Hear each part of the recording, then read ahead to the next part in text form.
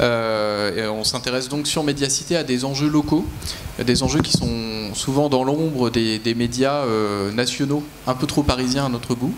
Et donc on rencontre régulièrement des membres d'Anticor dans les villes où nous sommes présents et implantés, qui sont Lyon, Lille, Toulouse et Nantes. On va passer donc 2 heures ensemble, hein. Une première heure d'interview, on va appeler ça comme ça, avec nos intervenants. Et puis ensuite, on passera le micro dans la salle pour une séance de questions-réponses avec vous. Je vais vous présenter donc nos intervenants. Isabelle Saporta, que certains doivent connaître, vous êtes journaliste, on peut dire même enquêtrice peut-être.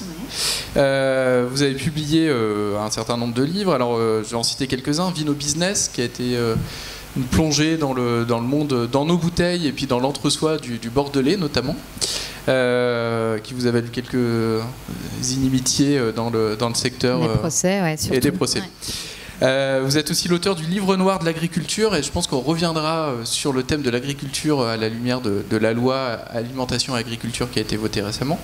Et puis aussi, vous avez publié l'an dernier Du courage, en finir avec ces trahisons qui nous tueront.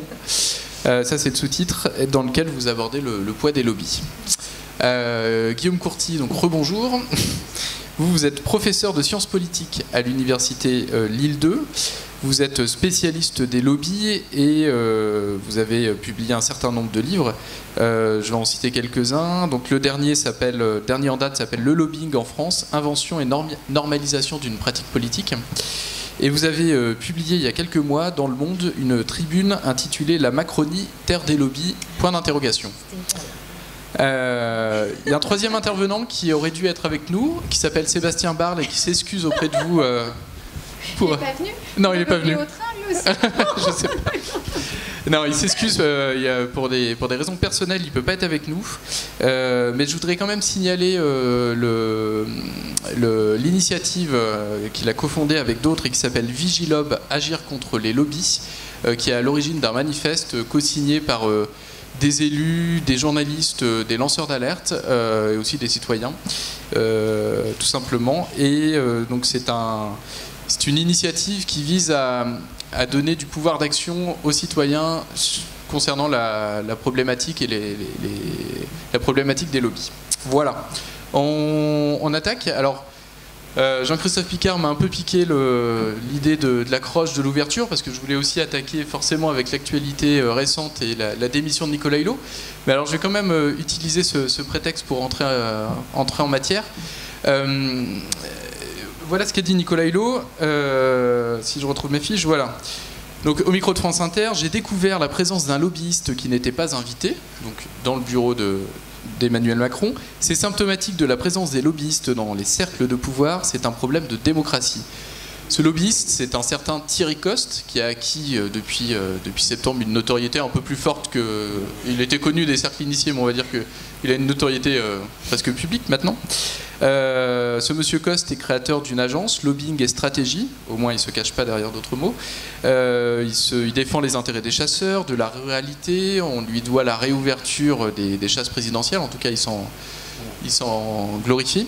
Moi j'ai peut-être une question toute bête pour commencer, pour définir un peu ce qu'est un lobbyiste. Est-ce que ce Thierry Coste incarne finalement ce qu'est un lobbyiste? Est-ce qu'il est représentatif? Vous commencez? Guillaume Courty. Bon, oui. Je commence parce que comme dans le dernier ouvrage, j'ai mis un encadré qui répond à la question. Il est le plus représentatif de ce que les médias nationaux considèrent comme étant un lobbyiste. Il est absolument pas représentatif des lobbyistes puisque les deux associations professionnelles ont refusé son adhésion. Donc déjà, il y a un premier élément qui est que pour les journalistes, il est très le bon portrait.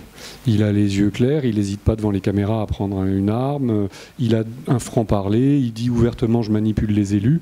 Et ça, pour un professionnel du lobbying, c'est un truc qui est quand même assez grossier, quoi. Alors, à quoi on reconnaît un lobbyiste, du coup, si c'est pas Thierry Coste? Ce que je trouve génial, je sais pas si ça m'a... Oui, si. Ce que je trouve génial, c'est que vous dites, en fait, celui-là, c'est un faux parce qu'il dit trop clairement ce que font vraiment les autres, en fait, c'est ça? Je dis qu'il est marginal dans cette population de professionnels qui est quand même hyper diplômée, hyper parisienne, très marquée par son passage politique, par sa compétence politique, alors que lui, en négatif de tout ça, il a pas de diplôme et il s'en flatte comme étant une marque de légitimité auprès des milieux ruraux. Il a un passé plus qu'obscur, avec des organisations. Vous avez cité son cabinet conseil, mais c'est que très très récemment que son cabinet à Pignon-sur-Rue et dont on a les comptes. Moi, pendant 10 ans, j'avais strictement rien sur lui, si ce n'est la presse qui disait c'est le lobbyiste le plus puissant de France. Donc il y a énormément d'écrans de fumée, il sait super bien faire sa com, mais c'est pour ça que je dis que c'est certainement pas le lobbyiste le plus représentatif, parce que les lobbyistes les plus pros, certes ils montrent leurs exploits pour avoir des clients, mais ils le font pas quand même à la manière de Thierry Coste. Alors justement, beaucoup de lobbyistes ne se définissent pas comme lobbyistes, ou en tout cas n'utilisent pas ce terme-là. Qu'est-ce que ça signifie? Alors quel terme ils utilisent déjà, Isabelle? On parle parfois de directeur des affaires publiques, de directeur de communication institutionnelle, etc. Qu'est-ce que ça signifie finalement ce jeu sémantique de toujours vouloir échapper au mot lobby, au mot lobbyiste? Alors ils ne cherchent pas toujours à y échapper. Le lobbyiste, c'est une étiquette qu'on leur colle dessus très souvent. Alors eux, pour une part d'entre eux, ils y sont quand même pour quelque chose, puisqu'ils ont créé en 1992 une association qui s'appelle l'Association française des conseils en lobbying. Immédiatement après, pour neutraliser un petit peu le trouble que ça a provoqué, ils ont dit « et en affaires publiques ». Et le terme affaires publiques apparaît dans la langue française au moment où Sciences Po change un de ses cursus de formation qui s'appelait service public, qui devient affaires publiques, au même moment où des cabinets conseils disent qu'ils interviennent au nom de tout le monde et font des affaires publiques. Et donc cette période des années 90, c'est une période de bascule, si vous voulez, un peu sémantique, excusez-moi du terme. On refait l'ancien monde avec de nouveaux mots. Alors lobbyiste, c'est le nouveau mot qu'on accole sur des métiers hyper classiques. Un directeur général d'organisation professionnelle, un permanent d'une association, il ne faut pas attendre les années 90 pour que ça existe. Et dès qu'ils commencent à avoir une action pour des intérêts qu'on trouve un petit peu trop marqués du saut du grand capital, ou qu'ils ont une activité de conseil, ce qui est une nouveauté radicale. C'est vraiment, pour moi, c'est la révolution de la vie politique, c'est l'arrivée des conseillers consultants en lobbying, alors qu'avant, ces métiers de tradition, des DG, des SG, des présidents d'associations, eux, ils s'appelaient représentants d'intérêt, officiellement. À partir de quand vous datez cette évolution-là? La bascule, elle se fait elle est entraînée par les alternances. De 86, 88, puis après ça 92. Et là, la machine à refaire du neuf, a vraiment tourné à plein régime en inventant cette étiquette que eux refusent, même s'il y a un moment, ils ont dit oui, ce qu'on fait, c'est du lobbying. Et puis le piège, vous voyez, sémantique tourne sur tout le monde. Les derniers que j'ai vus, c'est les grosses ONG environnementalistes qui, elles, avaient un autre très très subtil vocabulaire, c'est du plaidoyer. On est chargé de plaidoyer. Et à force de mélanger les termes de affaires publiques, plaidoyer et autres, aux États-Unis, c'est les deux faces du lobbying. Affaires publiques et plaidoyer. On fait du plaidoyer quand on plaide devant, vous l'avez signalé, votre président, quand on est en audition au Parlement, on plaide. Et quand on est donc advocacy aux États-Unis, et quand on est en situation, au contraire, de marchandage, négociation avec les pouvoirs publics, cette fameuse question de qui gouverne, on négocie, on marchande, on réécrit le texte. Là, on n'est plus en advocacy, on est en affaires publiques. C'est-à-dire qu'on a vraiment les mains dans les affaires publiques. Ces deux faces, en France, ça a partagé un petit peu les cavaliers blancs, les cavaliers noirs. Aujourd'hui, la machine à nettoyer, elle met tout le monde. Et les grosses ONG, en 2012, étaient là à dire très très timidement, on fait des affaires publiques. Maintenant, officiellement, elles ont des chargés de relations institutionnelles. Et quand elles disent officiellement, elles font du plaidoyer, elles retirent le micro et elles disent on fait du lobbying. Merci. Est-ce que ce mot de lobby, de lobbying, n'est finalement pas qu'un mot neuf pour des pratiques très anciennes?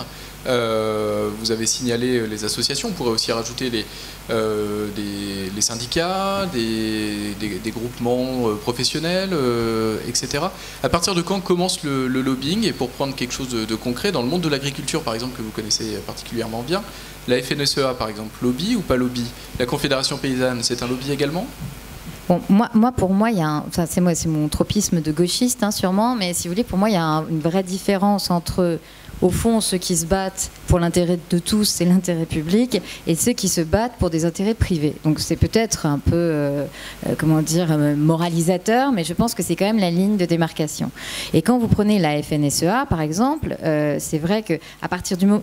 La FNSEA, c'est un syndicat. Pour moi, le syndicat, effectivement, alors, je ne sais pas si vous les qualifieriez de lobbyisme. Moi, je ne suis pas professeur de sciences politiques, donc je ne me permettrai pas, vous voyez, de revisiter les catégorisations. Mais moi, le problème de la FNSEA n'est pas son rôle de syndicat. Moi, le problème de la FNSEA, c'est la pieuvre que c'est devenu. C'est-à-dire qu'aujourd'hui, la FNSEA, c'est à la fois, effectivement, le syndicat majoritaire, c'est à la fois ceux qui sont présents dans quasiment toutes les chambres d'agriculture, c'est ceux par qui, si vous ne passez pas, vous n'obtenez pas de terres de la part de la SAFER, c'est-à-dire ceux qui distribuent les terres, c'est ceux qui sont hyper majoritaires dans toutes les coopératives agricoles. Les coopératives agricoles, vous avez vu la difficulté de faire passer cet amendement qui était au fond de dissocier la vente des produits pesticides du conseil pour les produits pesticides. Moi, mon problème, il est là. C'est-à-dire qu'aujourd'hui, qu'est-ce que ça a d'un syndicat? Non, c'est pas un syndicat. Aujourd'hui, c'est une espèce de machine qui tient l'agriculture française et qui, effectivement, fait gagner plus d'argent, au fond, à vendre des pesticides qu'à faire une agriculture vertueuse. Donc le problème, pour moi, il est là. Maintenant, moi, je vais juste vous raconter une anecdote. Là, je ne suis pas mécontente de moi parce que vous avez parlé de Vino Business et effectivement, le grand châtelain que j'avais dénoncé dans ce livre, Hubert de Boire de la Forêt, qui m'a valu 2 procès assez retentissants, qui a fait qu'il a fait une plainte au pénal. Quand vous faites une plainte au pénal vis-à-vis de la presse, c'est parce que vous voulez dire que j'ai été mise en examen, puisque la mise en examen est obligatoire, donc ça permet de salir un peu le journaliste. Je vais vous dire comment ça se passe. Quand vous vous attaquez à un mec comme ça, qui pèse aussi lourd que ça, vous vous retrouvez non seulement avec un procès, et effectivement avec une kyrielle d'avocats parisiens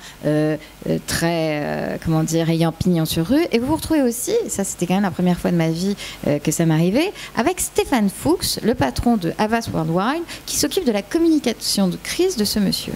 Et donc, Havas, qui est la première agence de lobbyistes de France avec un secteur lobbying de 100 salariés. Hein, c'est ça. Ouais. Et dirigé par Stéphane Fuchs. Voilà. Et donc, du coup, vous vous retrouvez avec cette espèce de machine à broyer qui va partout en disant « ce n'est pas une journaliste, elle n'a pas fait son travail, c'est de la merde, etc. etc. » Partout. Donc, et vous voulez dire qu'il y a eu un lobbying anti-Saporta dans les milieux parisiens, c'est ça? Après, ils vont voir tous les médias dans lesquels on pourrait parler de ce que vous avez fait en disant « vous pouvez regarder, s'il vous plaît, juste regardez ce que vous rapporte la publicité du vin. Regardez. Et regardez dans ce que vous rapporte la publicité du vin, ce que vous rapporte la publicité du Bordelais. Et réfléchissez avant d'écrire sur ce tout petit livre qu'on n'a pas du tout envie de voir émerger. Et donc, vous voyez, ce que je veux dire, c'est que quand on se pose la question de qu'est-ce que c'est, faut surtout se poser la question de la violence de ces gens. De la violence, en fait, qui sont prêts à mettre en œuvre pour écraser ceux qui sont prêts à s'ériger contre leur magouille, quoi. Faut quand même dire les choses comme elles sont. C'est-à-dire, voilà. Et donc, si vous voulez, voilà. Mais là où il faut tenir bon, c'est que qui vient d'être mis en examen pour prise illégale d'intérêt, voilà. Donc, comme quoi, faut jamais lâcher, c'est tout.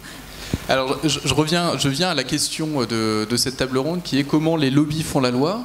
On va peut-être prendre des exemples très concrets, mais peut-être avant de rentrer dans un ou deux exemples, quelles sont les méthodes utilisées et à quel moment un lobby intervient dans la fabrique de la loi, Guillaume Courty? Alors, ils interviennent logiquement, systématiquement, toujours en amont. C'est pour ça que Nicolas Hulot a été extraordinairement surpris et choqué de voir que, alors que quand on discute avec le président de la République sur une décision à l'Élysée, le dossier est logiquement plié, on lui faisait revenir dans la pièce des personnes qui n'ont plus leur place quand on est vraiment à la phase décisionnelle. On oppose, si vous voulez, dans le processus démocratique d'élaboration de la loi, tout ce qui est de l'ordre du consultatif, de l'ordre du délibératif. Et toutes les activités de lobbying, qu'on va essayer, si vous voulez, de décrire rapidement, peuvent trouver leur place dans le consultatif. En revanche, au moment du délibératif, la porte se ferme, c'est comme un tribunal, c'est comme un jury. La souveraineté du tribunal, du jury et des décideurs fait que personne ne peut être présent. Essayez de faire rentrer quelqu'un dans l'hémicycle, vous allez voir le scandale démocratique que ça suscite. J'ai connu, ayant fait ma thèse sur les transporteurs routiers, le scandale de faire rentrer un téléx dans l'hémicycle. Alors c'était, vous comprenez, une époque où on ne faisait pas rentrer des téléphones portables, c'était sur un TVA sur le gasoil, ça a fait un scandale dans le monde et ça a vraiment fait un séisme dans le microcosme parlementaire. Donc ça, c'est ça le process. Quand en revanche on est avec un intervenant qui reprend le dossier une fois que tout le monde a parlé, là on est en contravention manifeste avec énormément de règles de protocole, de règles organiques pour le cas français, pour le cas bruxellois. Dans ce process de consultation, qu'est-ce qu'on peut faire? La grande norme, c'est on écrit. On envoie des mémos, on fait ce qu'ils appellent des position papers, c'est comme ça un métier du conseil, on parle énormément un slang qui va de l'anglais à l'anglais. On écrit jusqu'à certains articles de loi ou on préécrit la loi.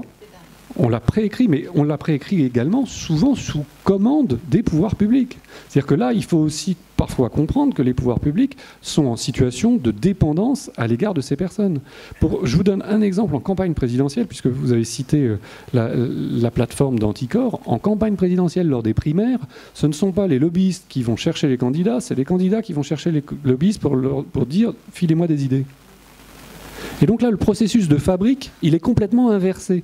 Et je propose dans le bouquin de changer notre conception de la loi, qui est que le processus consultatif, il est souvent instrumentalisé par les politiques qui viennent leur dire « filez-moi des trucs ». Sur les amendements, quand il y en a 60 qui sont signés en même temps, il y a 4000 amendements sur un texte. La bataille parlementaire, elle a lieu par amendement. Pour avoir un amendement, le plus simple, c'est qu'on vous le file clé en main. Il servira souvent à rien. Ça peut surprendre et choquer de façon éthique. Il sert juste à court-circuiter la machine, à faire de l'anti-parlementaire, du blocage parlementaire, etc. 4000 amendements, vous voyez, il faut les pondre. Hein. Alors quand vous n'avez pas 3 assistants qui vous font, nous on les connaît parce que les assistants nous racontent, vous changez juste la date d'entrée en vigueur, donc déjà vous avez écrit 365 amendements avec 1. Donc 365, ça ne fait pas lourd pour bloquer la machine. Il faut monter à 4000, 6000 pour faire de l'obstruction parlementaire. Donc là, vous cherchez un autre truc, et puis vous avez une Orgapro, elle vous file il faut que la molécule soit de 36,1, 36,2, etc. Donc voilà, la production, elle est écrite très très largement. Et comment on en est arrivé là? Par manque de moyens de la part des parlementaires qui n'ont pas assez de collaborateurs, ou tout simplement par solution de facilité, j'allais dire, non. Parce que la responsabilité, là, elle est bien du côté des élus, du législateur, et non pas des lobbyistes qui finalement font leur boulot, même si alors, les collaborateurs, c'était le fond de leur métier. Bizarrement, c'est une idée assez souvent répétée que le lobbying est la façon de combler le déficit en personnel du personnel politique. On le dit surtout à Bruxelles, c'est complètement faux. C'est au moment où on a inventé tous les postes de collaborateurs politiques qu'on a inventé le lobbying. Avant 1975, il n'y a aucun collaborateur politique. Les parlementaires n'ont personne pour travailler. Ils ont leurs femmes. C'est pas de François Fillon dont je parle. Hein. Ils ont leurs femmes. Ils ont parfois leurs enfants quand ils ont fait des études de droit. Et ils ne les rémunèrent pas. À partir de 1975, ils ont une enveloppe pour le faire. Les cabinets des collectivités locales se créent à partir des années de la décentralisation. Bref, la machine politique a créé des postes de collaborateurs à profusion. Il y a 2000 assistants parlementaires sur Paris. Alors là, la carence, non. En revanche, la juridicisation, excusez-moi le mot, il est un peu, de la vie politique. Le fait qu'on anticipe toujours les contentieux, qu'on anticipe toujours le fait que si le texte n'est pas conforme aux droits de cette branche, la technicité de la vie politique fait qu'ils ont de plus en plus besoin de ces personnes qui sont très souvent juristes, formés à la science politique pour connaître les mécanismes, économistes, et ils leur font des textes. Les Américains appellent ça de la politique précuite. On file le plat, il est prêt à être mangé. Passer au micro-ondes. Une des autres méthodes utilisées, ce sont les expertises scientifiques. On a le glyphosate a encore été un nouvel exemple de cet outil-là. Il y a des débats à n'en plus finir entre experts scientifiques que les uns amènent face à ceux des autres. Vous, Isabelle Saporta, vous parlez de la fabrique du doute. C'est quoi comment ça fonctionne la fabrique du doute? Alors c'est même pas moi qui en parle, c'est effectivement ce sont des chercheurs qui sont montés au créneau en disant c'est quand même effarant sur tous les sujets vraiment d'importance et de santé publique, sur les perturbateurs endocriniens, sur le glyphosate, sur toutes ces questions-là. En fait, l'industrie agrochimique, mais comme avant celle du tabac, ne joue que sur une chose, la fabrique du doute. C'est-à-dire, à chaque fois qu'un chercheur expose une recherche scientifique en disant voilà, on peut prouver que le glyphosate est cancérigène, machin, etc., etc., on dit ah non, mais pas vraiment, parce que regardez, etc. Regardez ce qui s'est passé avec Gilles-Éric Serralini, qui a été traîné dans la boue, comme rarement on a été traîné dans la boue pour toutes ces recherches sur les OGM, où au fond, on a quand même réussi à faire dépublier une de ces recherches qui avait été publiée dans une revue, pourtant un comité de lecture, qui l'avait validée. Il a suffi que rentre dans ce comité de lecture un ancien de Monsanto pour que, comme par hasard, on considère que le travail de Gilles-Éric Serralini n'était plus possible. Et puis après, toute la machine qui est au fond, regardez, ces rats, ils n'avaient pas le bon âge, ils n'avaient pas le bon poids, c'était pas la bonne race. Enfin, il y a toujours quelque chose, vous voyez ce que je veux dire. Et du coup, dans le grand public, parce qu'il y a aussi, il faut voir, là, vous avez tout à fait raison, c'est que c'est quand même... On touche à la bataille de l'opinion, en fait. Oui, c'est exactement, c'est la bataille de l'opinion, c'est que ce sont des sujets toujours d'une extrême technicité. C'est-à-dire qu'au fond, quand vous avez juste la trouille face aux pesticides, on a juste la trouille, on est tous comme ça, etc. Sauf que après, si vous n'avez pas quelqu'un qui vous explique non, mais là, tu vois, en fait, ils disent ça, mais la question, c'est plus compliqué que ça. Et donc, le temps de déployer le contre-argumentaire, si vous voulez, la contre-vérité est déjà passée. Hein. C'est un peu comme face aux lepénistes, au fond, le temps de dire quelque chose qui frappe en plein cœur et qui dit ah ouais, j'ai vraiment la trouille, et le temps de le déployer en disant non mais alors attends, je vais t'expliquer. Vous voyez, la contre-vérité est déjà passée. Donc leur force, c'est ça aussi. Et par ailleurs, moi quand même, alors je m'excuse, je vous ai empêché de parler, vous vouliez... Non. Et par ailleurs, tout à l'heure vous disiez très justement, c'est pas la question du manque de personnel politique. Par contre, en sciences, oui. C'est-à-dire que par contre, dans la recherche publique, moi je me rappellerai toujours de ce pauvre chercheur que je ne citerai pas parce que vraiment, je pense que c'était pas entièrement de sa faute, hein, mais quoi qu'il en soit, on avait fait une enquête avec des copains journalistes sur les petites fioles du petit déjeuner, vous savez, qu'on boit pour bien grandir, plein de probiotiques. En fait, on s'était rendu compte que les probiotiques qui étaient présents, ouais, c'est ça, que les probiotiques qui étaient dedans étaient les mêmes utilisés pour faire grossir les porcs plus rapidement dans les élevages industriels. Donc on va peut-être faire plus bien grossir nos enfants que bien grandir. Et donc du coup on était allé voir l'industriel en question en disant mais quand même c'est quand même les mêmes probiotiques que pour faire grossir les cochons. Alors et le mec nous a dit bah écoutez, allez voir monsieur machin à l'INRA. Et donc je vais voir monsieur machin à l'INRA. Je me suis dit, quand même puis bon, le mec est très sympa, hein, mais je me dis mais quand même monsieur machin de l'INRA, pourquoi, qu'allez-vous faire dans cette galère?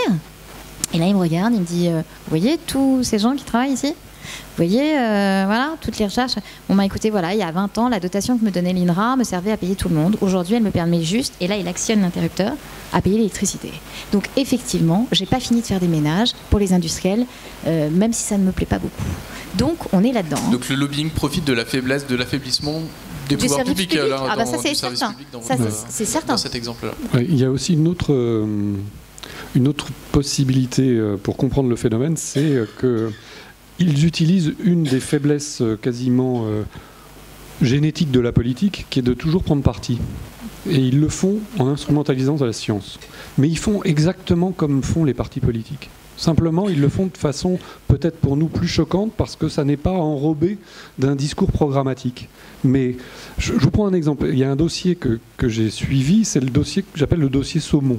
Je ne sais pas si Isabelle Saporta l'a vu passer. C'est les polémiques entre les Nord-Américains et les Européens sur quel est le meilleur saumon d'élevage. Bien sûr, chacun a instrumentalisé les recherches pour dire que c'était le nôtre. Ce qui fait qu'au bout de 20 ans, plus personne à Bruxelles ne sait en quel chercheur il faut avoir confiance. Et la direction générale de la Commission européenne a décidé de geler le dossier. Pendant ce temps-là, je crois que c'est le Premier ministre du Danemark qui a présenté ses excuses à ses citoyens pour avoir validé par son gouvernement des enquêtes qui pipotaient les résultats pour être compétitifs par rapport aux Américains. Le dossier saumon a 20 ans. Aujourd'hui, vous voyez fluctuer le prix du saumon, vous voyez le nombre d'étiquettes qu'on vous met sur le saumon pour vous dire vous pouvez le manger, alors que le taux de consommation a chuté à chaque fois qu'il y avait une nouvelle polémique dans la presse. Et les cabinets de lobbying que j'ai été rencontrés par entretien disent on s'est fait autant instrumentaliser par le politique qu'on a essayé d'instrumentaliser, c'est-à-dire que tout le monde se retourne en se disant mais il faut arrêter ces conneries, excusez-moi. Plus personne ne sait comment ça. Qu'est-ce qu'il faut manger, quoi. Je reviens justement aux élus, aux politiques. On a parlé de ces parlementaires qui qui font trop appel aux lobbyistes. On a aussi des parlementaires qui s'érigent, alors peut-être sont-ils moins nombreux, mais certains tentent de combattre les lobbyistes. Est-ce qu'ils ont les moyens de le faire, et est-ce qu'ils sont nombreux justement ces parlementaires? On a quelques exemples en tête d'autres anciens ministres de l'Environnement qui ont démissionné aussi avant Nicolas Hulot. Il y avait eu le cas de Delphine Batho. Ouais. Est-ce qu'ils sont entendus? Écoutez, moi, ce que je trouve très dangereux avec le discours à bas bruit, et là je vous rejoins entièrement, souvent tenu par les politiques, de dire au fond on ne peut pas faire autrement. Au fond, la raison, c'est de faire ça. Et c'était très bien dit dans votre papier du Monde. C'est qu'au fond, vous expliquiez que maintenant, la Macronie triomphante, en fait, disait la raison, c'est d'être du côté des lobbies. Ces gens-là sont efficaces, hein, et c'est comme ça que ça marche et on va plus vite. Donc, si vous voulez, le problème du truc à bas bruit, de la politique, de dire au fond, on ne peut pas faire sans, c'est comme ça, c'est plus efficace, et plus rajouter par-dessus le chantage à l'emploi, c'est-à-dire vous allez quand même pas commencer à enquiquiner l'industrie agroalimentaire qui pèse tant de centaines de milliers d'emplois, tant de centaines de milliers de chiffres d'affaires, millions de chiffres d'affaires, etc. Vous laissez ça, sauf que c'est pas vrai. On voit bien que quand les politiques connaissent leur dossier, eh ben, ils ont un bon jugement, que au fond, quand vous avez des gens vertueux qui bossent, ça marche, et on fait avancer les lignes. Donc si vous voulez, moi, ce truc de dire ah non, ils n'ont pas d'autre moyen que d'être pieds et poings liés, je trouve ça atroce. Maintenant, c'est vrai qu'ils racontent d'énormes conneries. Là, l'autre jour, pardonnez-moi d'être grossière, l'autre jour, je me retrouve sur le plateau de 28 minutes chez Elisabeth Quint, là, avec Michel Crouzet, là, qui vient de faire pourtant le rapport parlementaire sur la malbouffe, l'industrie agroalimentaire, en disant il faudrait quand même les taxer, etc. Donc moi, je m'attendais à avoir une passionnariat de la bonne bouffe en face de moi, et je me retrouve face à quelqu'un d'extrêmement, comment dire, pour pas être désagréable. Enfin bon, tout en beaucoup plus cool vis-à-vis des lobbies que ce que j'attendais. Et je l'entends asséner contre-vérité sur contre-vérité, c'est-à-dire commençant à dire si le Nutri-Score, vous savez ce truc de couleur du professeur Herberg, le patron du programme national nutrition santé, A est rouge, l'aliment n'est pas bien, E est vert, il est bien, et en fait ça a été tout un pataquès qui a duré des années pour qu'au fond, enfin, il soit possible de le mettre de façon facultative. On rêve, hein, quand même. Le Nutri-Score, par exemple, enfin, ou l'abandon du Nutri-Score, c'est une victoire du lobbying. Ah ben oui, ça c'est évident. C'est-à-dire que, et alors, c'est un cas d'école. C'est un cas d'école, et par ailleurs, c'est un cas d'école de tous les côtés. C'est-à-dire qu'effectivement, les industriels ont là encore proposé clé en main un autre système complètement illisible qui, du coup, quand vous avez un Coca-Cola, par exemple, il est vert pour le sel et pour le gras. Et ben, c'est sûr, il n'y a que du sucre, hein, donc il peut être vert pour le sel et pour le gras. Bon, mais quoi qu'il en soit, si vous voulez, elle commence à dire non, mais le Nutri-Score, par exemple, c'était très compliqué. Je fais ah bon, mais pourquoi c'était si compliqué? Bah, il n'y avait pas la place sur les emballages. Alors là, quand on y va à ce niveau de conneries, hein, si vous voulez, voilà, c'est que moi, je veux bien qu'elle soit juste bête, hein, mais je ne pense pas, voyez, je ne pense pas que ces gens-là soient idiots. Une question, on parle beaucoup de parlementaires, de la fabrique de la loi, etc. Mais à une autre échelle, à l'échelle locale, à l'échelle des collectivités, quelle est la présence du lobbying, des lobbyistes? Alors je crois que l'immense majorité des lobbyistes sont à Paris ou en région parisienne, mais leur terrain de jeu, c'est la France entière. Donc. Alors, dans l'enquête que j'ai menée, je ne parlerai pas dans un autre périmètre, parce que sinon je pense qu'on est tributaire un petit peu d'a priori. J'ai suivi 717 lobbyistes pendant 15 ans. Ça fait une population assez dense, surtout qu'il y a 15 ans, d'abord personne ne s'y intéressait. Ensuite, d'officiels enregistrés au Parlement, il y en avait 300. Donc j'étais avec une population qui était entre 2 fois et 3 fois la population dite réelle. Ce qui fait que ça me permettait quand même de rigoler quand il y avait des débats dans la presse sur le mode de « Ouais, il y a énormément de lobbyistes » et il y en a 350. Bon, alors, mais pour revenir à la question entre Paris et le local, le lobbying a une définition originelle qui vient des États-Unis, c'est de modifier la loi ou, après ça, on a été un peu plus général, tenter de modifier les normes. Ok, ça se fait quand même dans notre système politique, auprès des pouvoirs centraux. D'où, moi, ma population, 99% ont leur activité à Paris. Ils ont quand même découvert que le territoire France était un marché qui était potentiellement ouvert à leurs clients et qu'il fallait représenter ses clients et suivre leurs dossiers dans les territoires. Dans le même temps, les organisations type FNSEA ont des fédérations départementales et régionales. Ce qui fait qu'on voit un mouvement, quand je vous ai parlé de lessiveuses, il y a un mouvement énorme qui s'est mis à diffuser dans toute la France la catégorie lobbying pour dire désormais ce qu'on fait c'est du lobbying. Et ça, on le voit poindre partout. Sauf c'est une décentralisation du lobbying alors. Alors, c'est pas une décentralisation parce qu'on ne modifie pas la norme. Ouais. Mais on doit avoir des relations continues avec les autorités locales. Ça, c'est une autre conception du lobbying, c'est avoir des relations mondaines, de l'entre-soi, être présent et pouvoir dire on se voit gratuitement et puis un jour ça ne sera pas gratuitement. Je vous donne une anecdote. J'étais parisien. Je suis nommé à Lille, j'arrive à Lille et je suis nommé directeur adjoint de Sciences Po. J'arrive et je reçois une demande, est-ce que vous pouvez invitation à l'opéra par la Poste. Donc moi je tombe de mon arbre de parisien, je me dis mais qu'est-ce que c'est que ce truc? J'y vais, curieux, en plus le lobbying, je connaissais le DG de la Poste, c'est super affable, il a des missions hyper intéressantes d'éducation populaire haute, on discute, qui était présent? Le général des forces françaises, puisque l'état-major des forces françaises est à Lille, le président du Secours populaire, moi Sciences Po, un autre de la Cato, etc. En gros, ce qu'on appelle dans le vieux jargon sociologique les leaders d'opinion et la notabilité. Et c'était une opération sur le mode de c'est gratuit.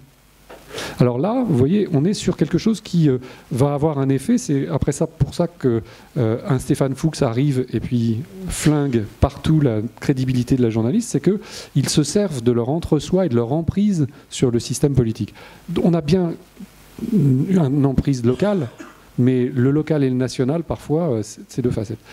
Je termine juste pour dire notre état aussi de méconnaissance, nous, en tant que chercheurs du phénomène. On a fait un colloque qui est devenu un bouquin sur, en gros, le lobbying au niveau local. On s'est aperçu qu'on n'y connaissait pas grand-chose. Et surtout, le grand mystère, c'est le financement de la vie politique par le trucage des marchés publics. Et là, c'est le noir du système politique. On commence à essayer de s'y mettre, sauf qu'on n'est pas magistrat, on n'a pas de pouvoir d'instruction, on doit récolter des données, et puis vous imaginez, nous, c'est même pas le journaliste. Le journaliste, à la limite, il peut trouver des alliés qui vont dénoncer des pratiques. Nous, quand on arrive avec sociologue, on est pris comme gauchiste de service, et personne ne va dénoncer quoi que ce soit, on nous ferme la porte. Donc travailler sur ces sujets, c'est hyper chaud, quoi. Alors revenons à l'Assemblée nationale. Il s'est passé quand même quelque chose en décembre 2016, c'est le vote de la loi Sapin 2, qui, c'est la première fois en France qu'un texte législatif s'intéresse au lobby. Et ça arrive un petit peu tard, vu que les premières lois, les premières règles d'encadrement du lobbying à Bruxelles datent de 1995. Alors pourquoi aussi tard? Qui veut répondre? Pourquoi aussi tard? Parce que le mot est imprononçable dans le système politique pendant 20 ans. Je dis bien imprononçable. Moi, je le cherche partout, je le trouve dans la presse, je le trouve dans les salles de cours, je le trouve déjà dans la tête des citoyens ordinaires assez peu. Puis, année 2000, ça devient un mot du langage français. On se met à me parler de lobbying, alors que jusque-là, j'étais le seul à chercher ce que c'était. Et dans le système politique, personne n'en parle. Jusqu'à la bascule 2006, où un bouquin sort de deux journalistes, Constantine Nouzille, sur les élus et leur dépendance à l'égard d'un tas de trucs. Et le bouquin fait un relatif séisme avec une affaire qui scandalise en interne des élus. Pour la première fois, ils sont choqués, non pas de pratiques d'élus, mais ils ont trouvé le bon coupable. Et le bon coupable, ça s'appelle le lobbyiste, et celui qui les choque, c'est le représentant de la SACEM, qui est dans la mythique salle des colonnes où seuls les journalistes et les hommes politiques ont le droit de se rencontrer, et le représentant de la SACEM est flashé, pas par un radar, mais par un photographe. La photo circule partout et tout le monde dit « qu'est-ce qu'il fait là ?» C'est un peu le même cas que... La salle des 4 colonnes est interdite aux représentants du groupe d'intérêt. Hein. Ouais. Et à partir de là, des députés se saisissent de la question et se disent il faut qu'on réglemente au moins le schéma de circulation en interne. Vous voyez qu'on est quand même sur des sujets vachement chauds. Hein. C'est de savoir ils peuvent rentrer là, ils peuvent pas rentrer là. Mais le restaurant chez Françoise à côté de l'Assemblée nationale est parfaitement ouvert à tout le monde. Et puis quand même, Internet était en train d'être inventé. Il faut arrêter aussi de nous prendre pour des citoyens complètement naïfs, quoi.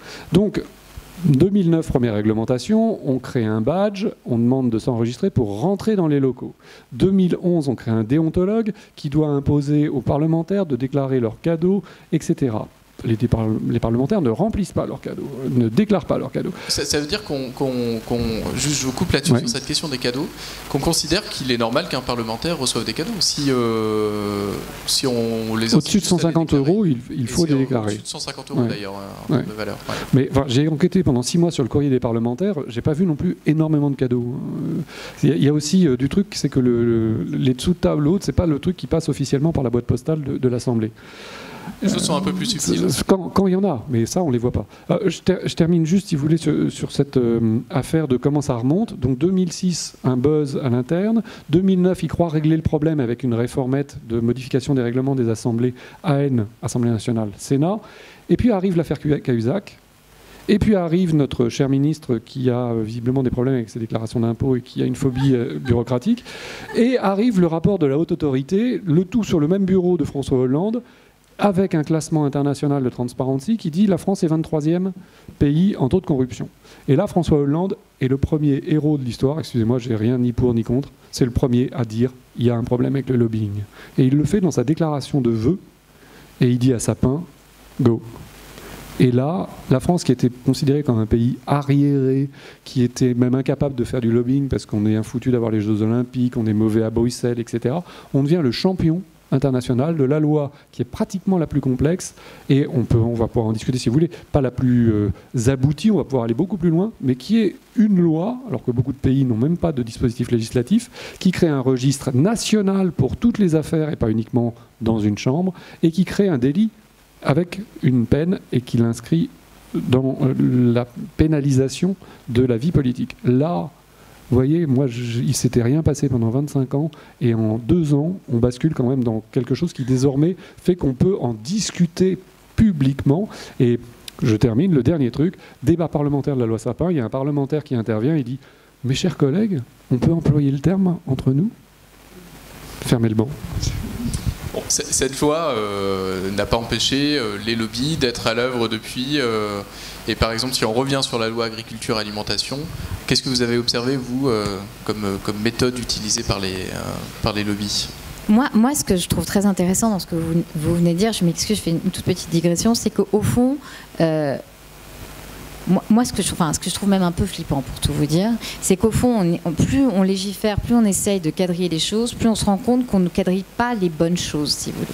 C'est ça qui est un petit peu flippant. C'est-à-dire que quand tu vois, par exemple, sur la question des pesticides, à partir du moment où, pour les demandes, les autorisations de mise sur marché, ce sont les fabricants de pesticides qui fournissent les études, qui vont dire si oui ou non c'est dangereux ou pas, moi, je suis désolée, mais moi, personnellement, ça m'angoisse énormément. Quand c'est pareil, il faudrait un cabinet d'expertise scientifique. Mais c'est-à-dire qu'il faudrait qu'il y ait, que la recherche publique soit autant dotée, pardonnez-moi, que ne le sont ces industries du médicament ou ces industries des pesticides. Et c'est quand vous allez voir des chercheurs indépendants qui vous disent, mais nous, le temps, en plus, il y a un truc de parano qui rentre là-dedans, mais je pense que vous allez me donner raison, parce qu'on a toujours raison d'être un peu parano, c'est qu'il y a une complexification des normes qui ne sert qu'aux gros industriels, et toi le temps que tu démêles tout ça, qui disent non mais ça c'était pas nécessaire, bon bah c'est pas grave, mais si vous voulez, donc là moi il y a un truc qui m'angoisse là-dessus énormément, c'est-à-dire pour les autorisations de mise sur marché, que ce soit des médicaments,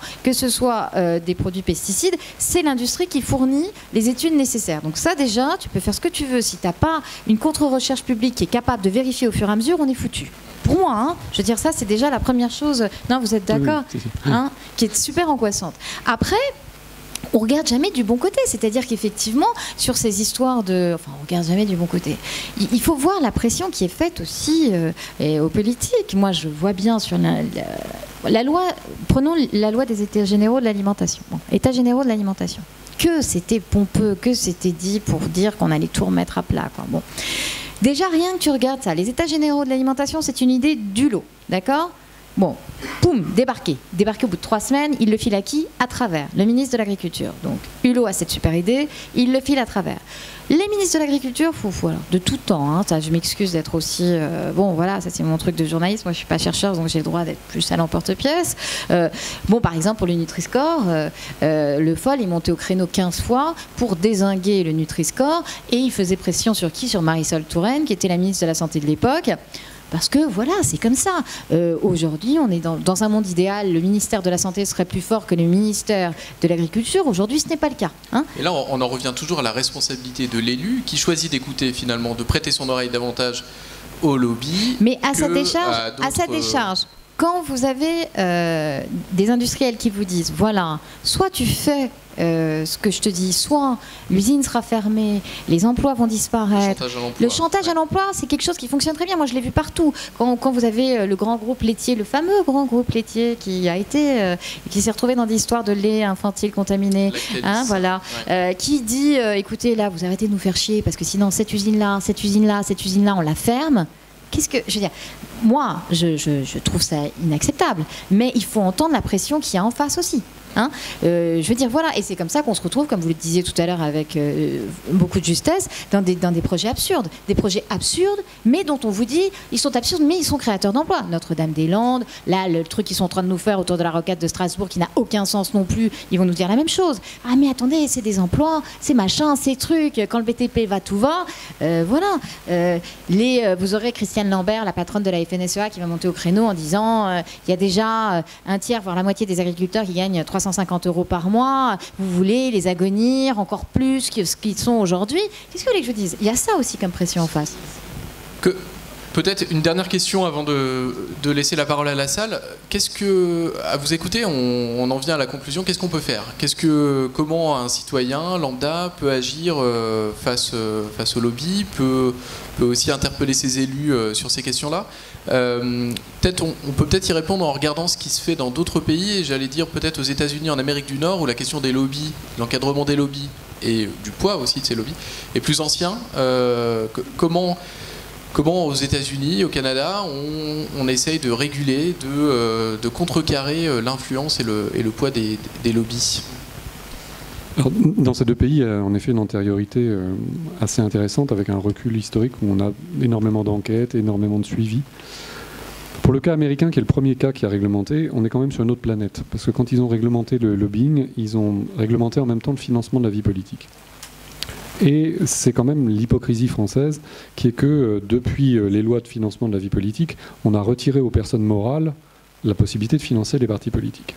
Ce qui fait que vous connaissez quand même tous les trucs qu'on aurait dû invalider, toutes les élections qu'on aurait dû invalider, si on suivait la commission de vérification des comptes, et qu'on n'invalide pas. Alors, c'est pour reprendre un peu un propos qu'Isabelle a énoncé, qui est que ces dispositifs, il ne faut pas leur demander d'avoir l'efficacité pour laquelle ils n'ont pas été conçus. Et la question, c'est de savoir pourquoi est-ce que c'est conçu. Aux États-Unis, ce n'est pas pour empêcher le financement. C'est pour faire que quand il n'y a pas publicité du financement ou publicité de l'action d'un lobby, on poursuit. C'est la transparence, là. Oui, c'est la transparence, mais avec quelque chose qui n'est pas, nous, notre autre forme d'hypocrisie, qui est qu'on a fait une loi Sapin pour, soi-disant, informer le citoyen. Et là, excusez-moi, je pense que vous êtes tous hyper intéressés par la vie politique, super. Mais les études de mes collègues, c'est de dire que dans la société française, l'intérêt pour la politique, c'est pas le truc que tout le monde partage le plus. Hein, entre l'abstention et autres, il y a un désintérêt manifeste, il y a une remise en cause de la classe politique qui est globale, et donc en plus il y a une relative incompétence pour comprendre la vie politique qui est devenue technique, ce qui fait que faire une loi Sapin, c'est mettre le projecteur au mauvais endroit pour soi-disant informer le citoyen de ce qui se fait, alors que le citoyen sincèrement s'en moque. Et dans des papiers que j'ai fait depuis, on a été voir les ONG qui ont participé à la loi Sapin et on leur dit, mais puisque c'est pour informer le citoyen, qu'est-ce qu'ils vont chercher comme information sur vos sites? Et là, ils nous ont regardé en disant, ah bon, les citoyens, sur nos sites, non, on n'a pas l'info, on ne suit pas ce que font les internautes. Donc eux-mêmes ne respectent pas ce cadre. D'où j'en viens à, qu'est-ce qu'on veut faire avec ce type de loi? Si ce n'est pas informer le citoyen, est-ce que c'est moraliser ces métiers? Oui, ok. Mais alors dans ce cas-là, modèle canadien. Comment est-ce qu'on moralise? On crée une autorité administrative qui poursuit systématiquement dès que quelqu'un ne s'enregistre pas. Et les Canadiens ont inventé une loi qui est à la fois en province, comme ils disent, dans un État, et au niveau confédéral, avec des commissaires au lobbying, qui, dès qu'ils voient passer une information qui arrive dans le bureau d'un décideur et que cette information n'a pas un émetteur qui est enregistré, poursuite. Systématiquement. Et là, je vous assure que le Québec a plus de 6000 lobbyistes enregistrés, alors qu'en France, on est à 1648. Dernier effet. Il y a 7 millions d'habitants, hein, ouais. c'est ça? Ouais, on est à plus de 62 millions en France. Donc voilà, moi je veux bien que la loi serve, mais il faudrait qu'on aille quand même jusqu'à peut-être, si toutefois le but de la loi est de moraliser cette pratique. Mais pour moi, il y a quand même un dernier truc, et c'est ce que Bruxelles est en train de débattre. Cette loi, elle doit servir de guide, d'aide, de répertoire aux décideurs. Or, la loi Sapin n'a pas été faite pour ça. Et à Bruxelles, ils sont en train de gentiment se combattre à nouveau la Commission contre le Parlement, contre le Conseil, sur le mode de le registre, qui en enregistre plus de 11 000 lobbyistes à Bruxelles, doit obligatoirement être consulté par les décideurs avant de recevoir qui que ce soit, avec l'interdiction de recevoir quelqu'un qui n'est pas enregistré et dont les données n'ont pas été vérifiées. Là, on est dans le cas américain de départ, c'est-à-dire qu'on est là pour vérifier si tous les intérêts potentiellement à prendre en compte se sont ou non manifestés. S'ils ne se sont pas manifestés, on ne décide pas, on va chercher l'information auprès de ceux qui n'ont pas pu s'exprimer. Là, je pense qu'on est dans un cadre de fonctionnement démocratique. Mais il faut arrêter d'avoir un registre qui soit une passoire et un truc dont personne finalement ne se soucie. Très bien. Merci. Je peux lui poser une question. Je suis désolée, je vous ai empêché d'applaudir. Il était hyper bon, hein, donc regardez-les. Non, mais moi j'ai une question, Benoît, à vous poser. C'est que, par exemple, si on prend les accords de multilatéraux qui sont en passe de passer, hein, et qu'on reprend toute la question des tribunaux arbitraux, comment alors? Je sais que c'est une petite digression, mais comment on va faire? C'est-à-dire qu'au fond, là, on se rend compte que demain, les multinationales pourront attaquer les États en disant « vous contrevenez à nos intérêts ». Là, on en est... Là, voilà, on fait quoi, là? Alors là, on en est à un phénomène... Je vous donne deux exemples, deux cas pratiques de la politique telle qu'elle fonctionne, et nous, chercheurs, journalistes, citoyens éclairés, on est dans l'incapacité de savoir ce qu'il faut faire. Premier cas, je finirai par le cas de l'international. Premier cas, le phénomène qu'on appelle aux États-Unis dans les années 40 le revolving door, que les Canadiens québécois traduisent par les portes tournantes, et que nous découvrons. C'est-à-dire, quand j'ai fait le papier dans Le Monde... Alors, non, mais dans l'autre sens. Le revolving door, c'est les portes d'hôtel. Vous voyez, les portes à tambour. Nous, le pantouflage, c'était le public qui va dans le privé. Phénomène cadré depuis le 19e siècle, commission de déontologie, on vérifie, vous pouvez, oui, non, et ça bosse beaucoup pour vérifier ça.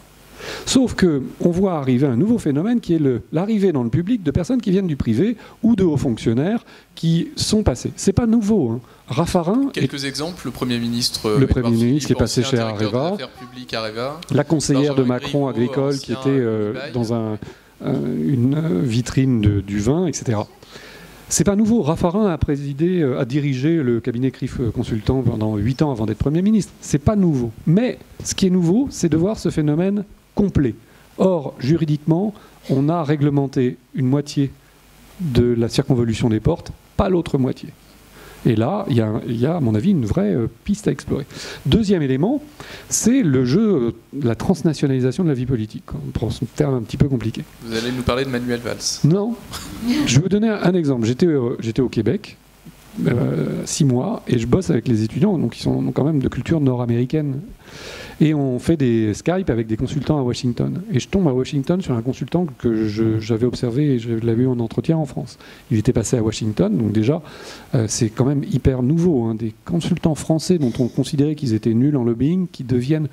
Il était dans un cabinet d'affaires avocat, il n'était plus lobbyiste, avocat à Washington pour traiter des contentieux en Europe sur des succursales françaises qui étaient piégées par le gouvernement polonais. Vous voyez le truc? Eh bien, voilà. Alors, où est-ce qu'on va? On va dans une délocalisation complète de l'action de certains grands groupes. Et là, il faut bosser avec, je ne sais pas si vous connaissez mon collègue Antoine Vauchez, qui est spécialiste des avocats et de la transformation du métier d'avocat. Moi sur les lobbyistes, lui sur les avocats, d'autres sur les instances internationales, les troisièmes sur ces scènes qui s'ouvrent à un moment où on fait un G8, un G7.